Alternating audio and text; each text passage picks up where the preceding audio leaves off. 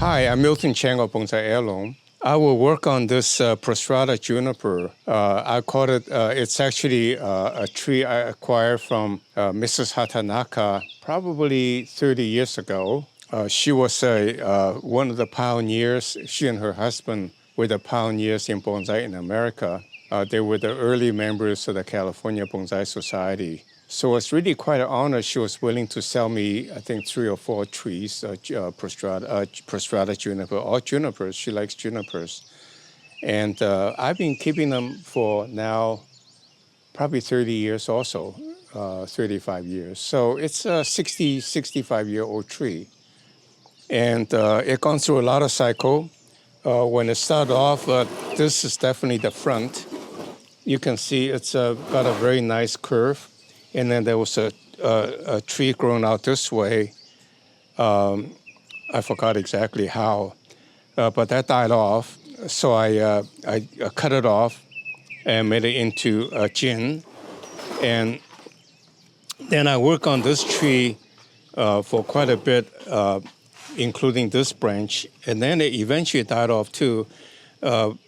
Juniper have a way of dying off their lower branches. When the top doesn't work, the whole side tend to die. Like you can see this all peeling away. But I kept it because I think it shows you the age of the tree. And today what I'll do is to refine it a little bit to clip it, which I do just a little bit every year to refine it. But there are a couple of issues. One, I think part of the reason why the tree didn't do well is that I started with a very coarse material, very porous, sandy material, as they taught me in the early days. I kind of rebelled into using fairly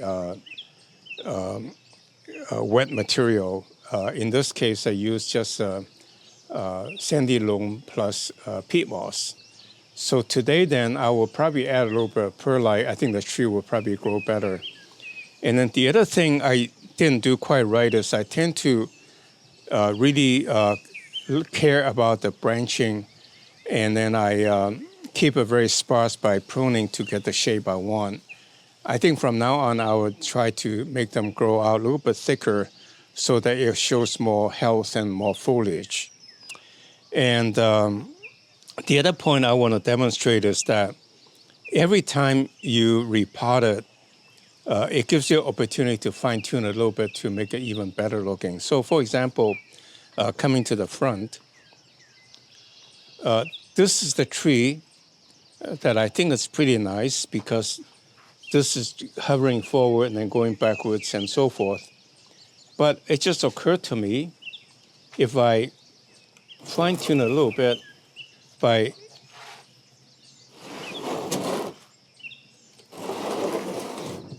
making this the front, now you can see the tree's got a lot more depth with this coming to the front. And then, of course, I would rotate the pot so that it looks right. But you can see the tree's got a lot more movement, and it gives you feel like you're part of the nature where the tree is struggling to survive. To refine this tree, there's not much to refine because it's pretty established. You mostly do by pinching and clip off a little bit, make the bottom go away, and then cut it just a tiny little bit because you don't want to make it look too sparse at this point. And you just keep going until you're satisfied with it, mostly by pinching. And then after the flesher growth, it will look nice and green, and it will be having a lot more the juniper pads that people expect to see. Just pinch out the bottom part, most of it, and as well as the ones that's a little bit long, you cut it shorten it a little bit, and you just go around and do all of it. And like this part is fairly dense, so you want to do a little bit more work.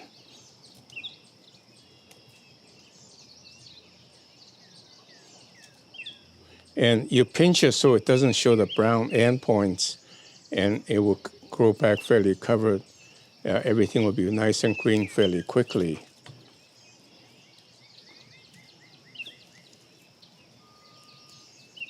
This is to create the paths So when it comes out, it will be thicker and fuller.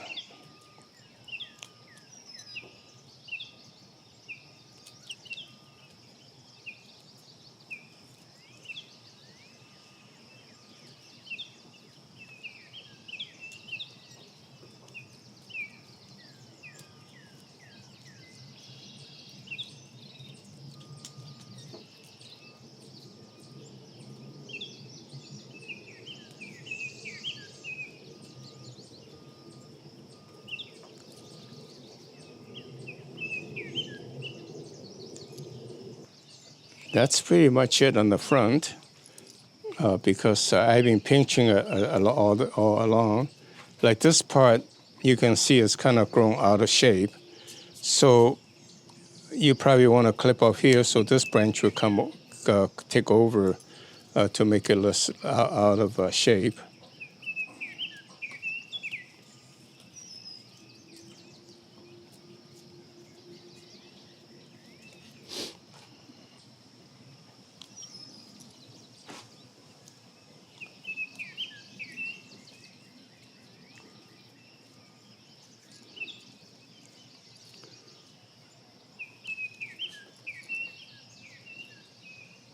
Cut off the brown points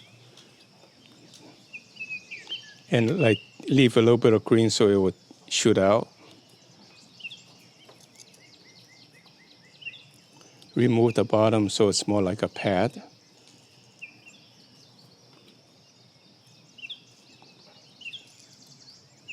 This is kind of pointing down. It will fill out soon, as soon as it starts growing.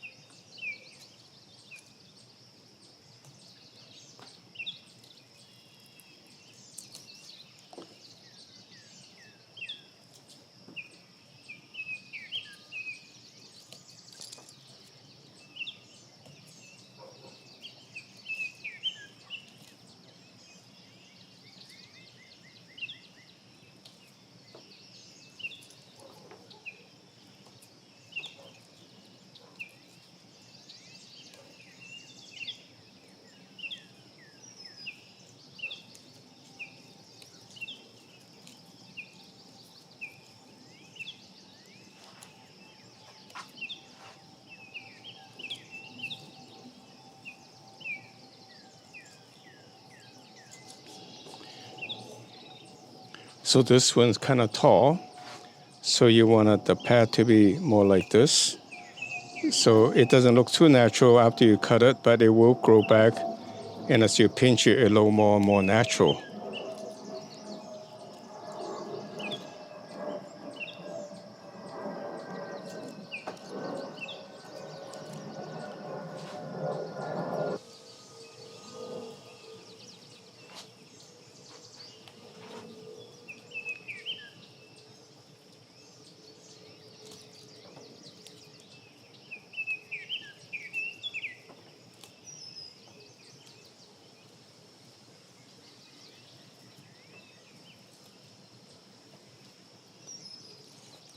When I cannot pull it off without damaging it, then I cut it. But I try to cut as little possible because where you cut leaves a little brown spot in the bark, which will take a little bit of time to cover.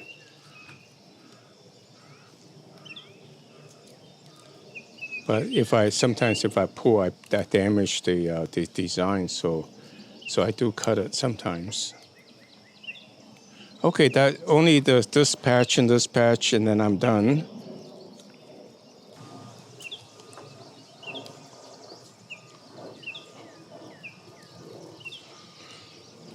When I look at this is kind of a flat. It is kind of not natural. Usually there's an apex. So I think what I'll probably do is wire this tree. At this late stage, it's a clip and grow, takes too long to recover. And I'll probably make this come down. So this become the apex. You can see this is the apex, you see? And then this can come down. So I do need to create an apex, and I'll do wiring to cheat a little bit to speed up the process. That means I have to be very careful to make the wiring look natural so it doesn't look contrived.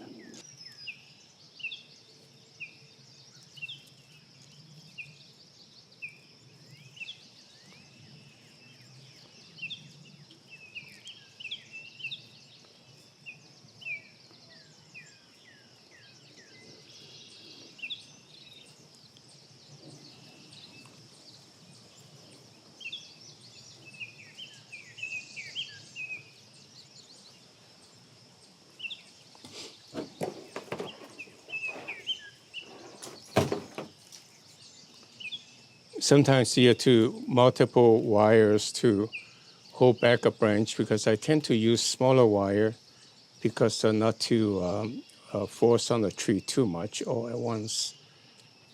In this case, I really need to reinforce this one to make this one bend. See, I follow the same track, so I'm not creating new ones.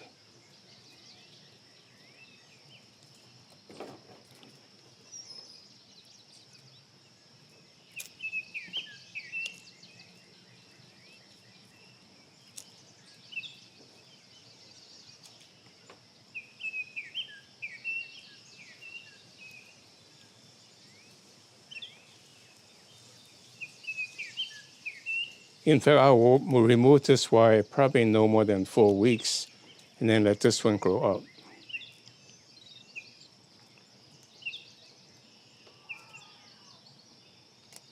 So this little guy will be my apex.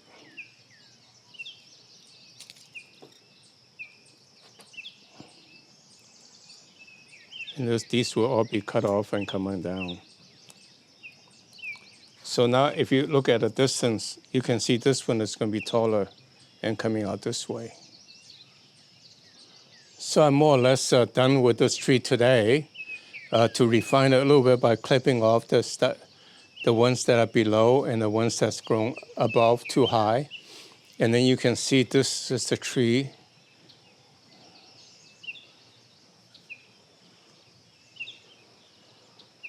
It looks good in every angle, just about.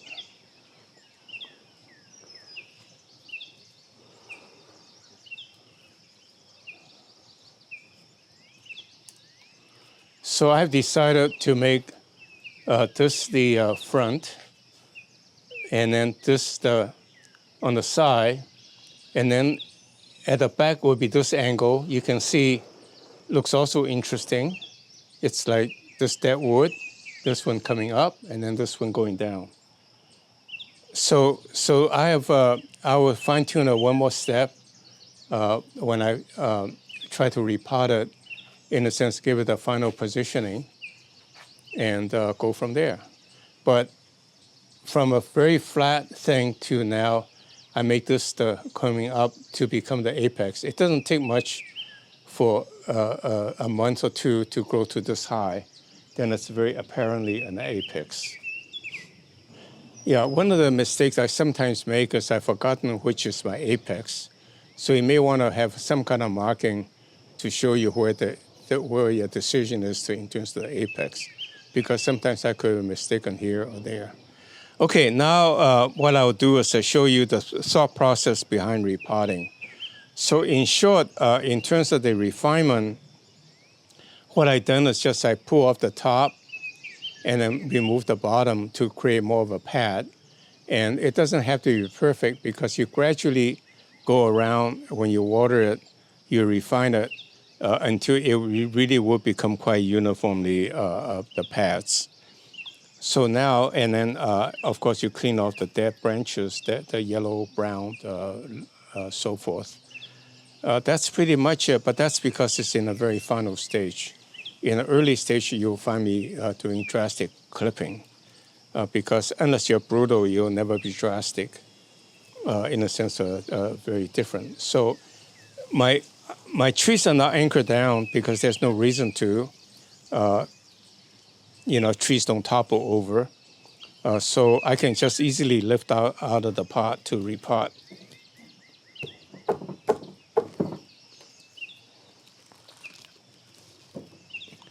I actually repotted this about year or so ago, so it's not very deep. And like I said, the mistake I made is that the soil is pretty much just sandy loam. So you can see the soil I use is quite sticky because that's the nature of the sandy loam. And I added about 1 part sandy loam, 1 part sandy loam to 1 part soil. It's really a little bit too wet. So today in the repotting, I'll actually add quite a bit of peat moss, maybe almost equal part of peat moss to give a more aeration. And I think the tree would just grow like crazy the next time when I show you in about 6 months. So that's what I'll do. So again, the first step I do is to remove some of the soil around the trunk so that I can see how to optimize the appearance of the base.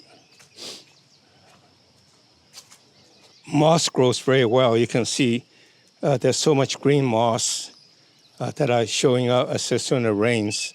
And so in the next month or two, the top will be quite green like a lawn.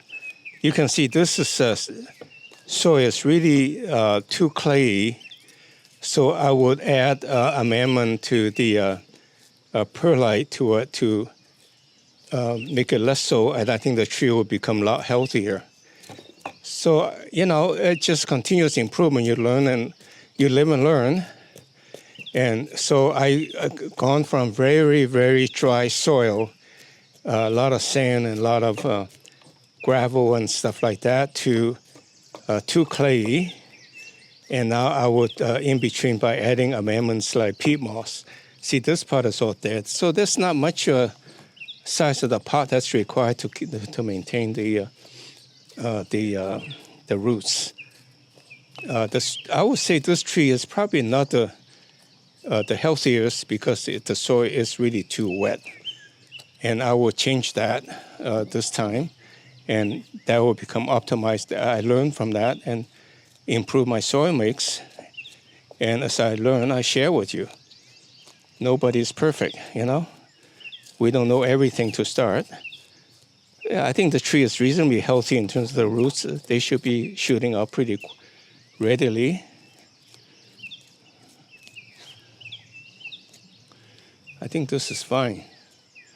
So I'll put it back in the pot. I'll go get some perlite. Be right back. One of the bonsai technique I'm trying to promote is to put a mosquito screen right in the bottom of a pot. I learned that from the professional nurseryman. They call it root pruning by putting in a mesh, even planted the whole tree in a mesh pot.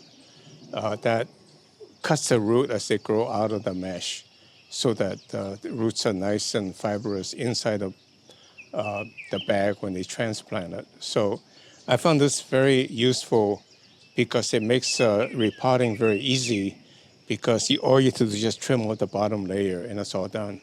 And then you remove water, hose off the soil a little bit.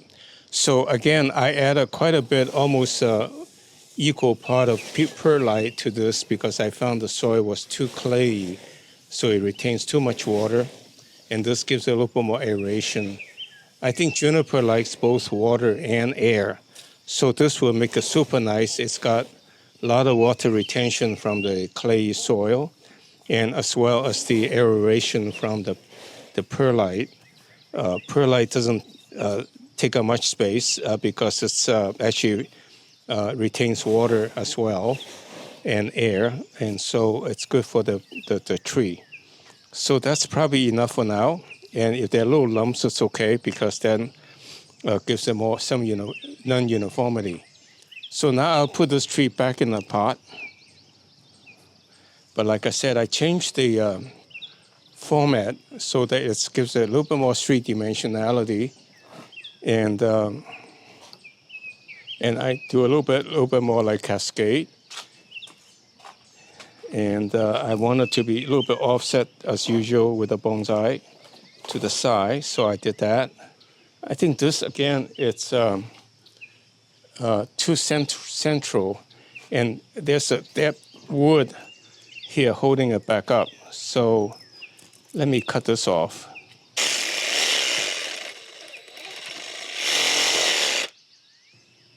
Sometimes you just have to cut the roots to fit.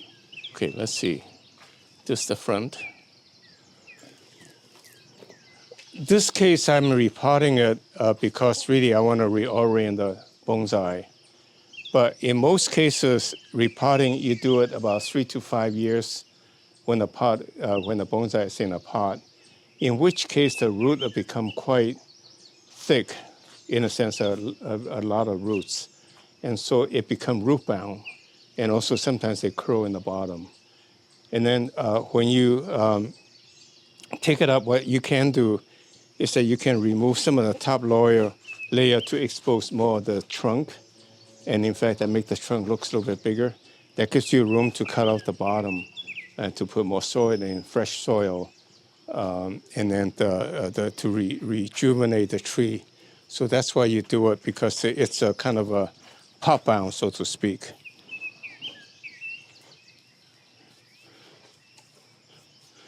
So I generally use my hand to firm the soil to make sure there's no air space, and make sure the soil goes to fill the bottom of the tree so that there's no wasted air space without soil. And when you put in new soil, generally a lot of weeds will come out of the soil because they got exposed to the sun. And so you have to quite diligently remove the weeds. Don't let it go to seed, because otherwise you have no ending weed problem. So that's one of the chores you have to take care of your bonsai with. All very logical, sensible, nothing mysterious. You just got to think about it and do it. And after you pot it, you put water in, and then it will go into the air gap, and so you will be able to fill in with more soil. And you do that a couple of times, and there's no more air gap. So let me take a look. But I actually wanted this branch to be a little bit more to the side. It's going too much straight to the front. So I had to reorient a little bit again. So now if I look at it, it's a little bit more pleasing. It's not like poking at me. And then this tree, it's got a lot more depth.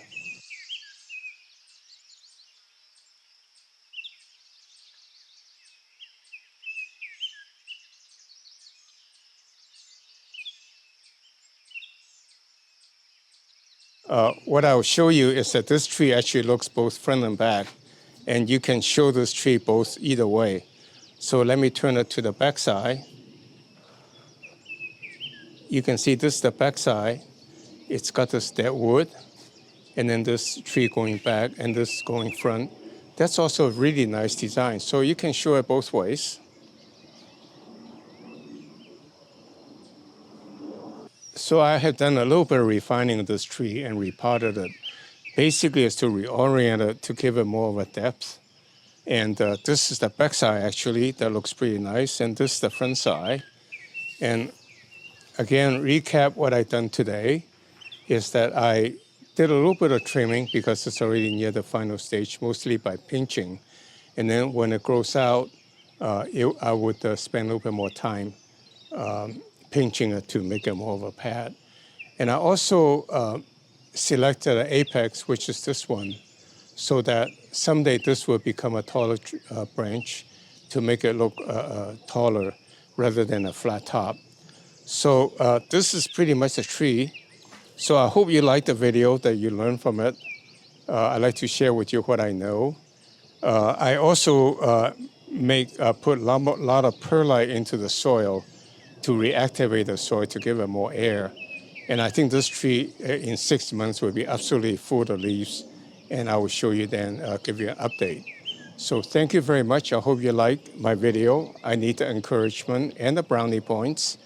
And please subscribe to our channel, and we'll keep you posted of our new postings. And also announcement, we'll soon announce a raffle to give away some bonsai to celebrate our 100th thousand subscriber milestone. So thank you very much. See you next week.